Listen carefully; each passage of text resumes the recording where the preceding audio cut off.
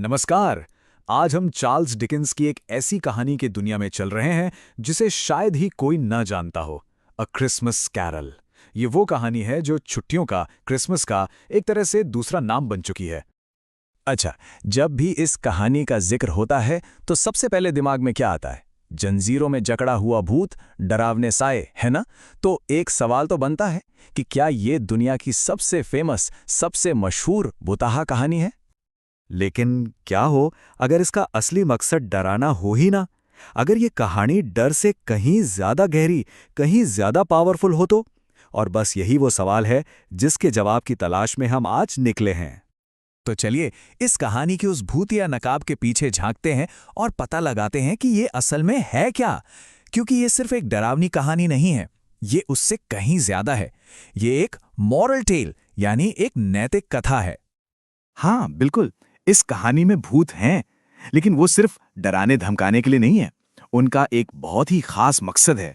वो एक बड़े मकसद को पूरा करने का बस एक जरिया है, अपने आप में मंजिल नहीं। और इस पूरे नैतिक नाटक के सेंटर में कौन है? एक अकेला आदमी जिसके इर्द गिर्द पूरी कहानी घूमती है।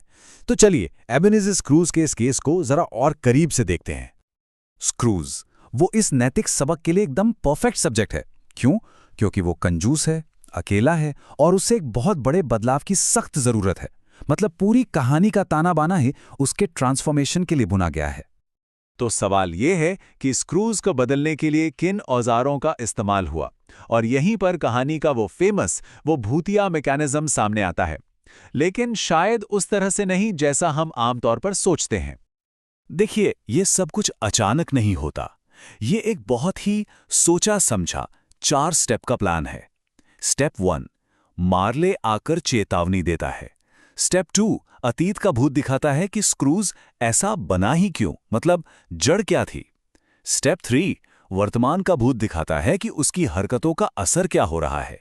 और फाइनली स्टेप 4, भविष्य का भूत उसे वो भयानक अंजाम दिखाता है जो उसे भुगतना पड़ेगा अगर वो नहीं बदला तो अब जब हमने सारे किरदारों और उनके रोल को समझ लिया है तो चलिए इन सब धागों को एक साथ जोड़ते हैं और कहानी के असली इंजन को देखते हैं, इसका वो शक्तिशाली नैतिक उद्देश्य।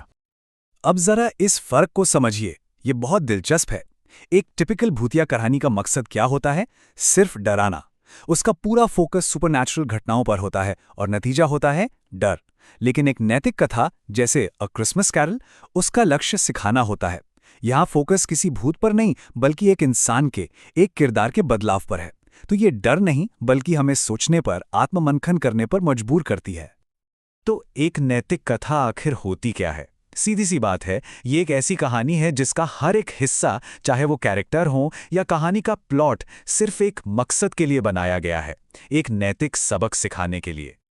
और इस पूरे सेटअप का, इस पूरे भूतिया सिस्टम का नतीजा क्या निकला? ये सब कुछ हमें कहानी के सबसे बेहतरीन हिस्से की तरफ ले जाता है, वो फाइनल रिडेम्पशन यानी अंतिम उद्धार। तो हुआ ये कि भूतों का बनाया हुआ पूरा सिस्टम कामयाब हो गया। स्क्रूज जो कहानी का सब्जेक्ट था वो पूरी तरह से बदल जाता है और बस इसी के साथ कहानी का जो असली मकसद था वो पूरा हो जाता है। तो सबसे जरूरी बात जो समझने की है वो ये है कि इस पूरी कहानी का, इसके सारे भूतों का, इसकी सारी यात्राओं का सिर्फ और सिर्फ एक ही लक्ष्य था, एबेनेज़र स्क्रूज का उद्धार, बस। और सच कहूं तो यही चार्ल्स डिकेंस का जीनियस है।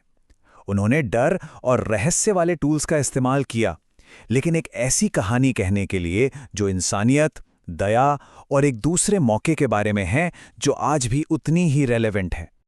तो अगली बार जब कोई कहानी पढ़ें या देखें तो एक पल के लिए जरूर सोचें, क्या इसका असली मकसद वही है जो ऊपर से दिख रहा है? ये सवाल सोचने पर मजबूर करता है कि ऐसी और कितनी कहानियां होंगी जिन्हें हम गलत समझते आए हैं।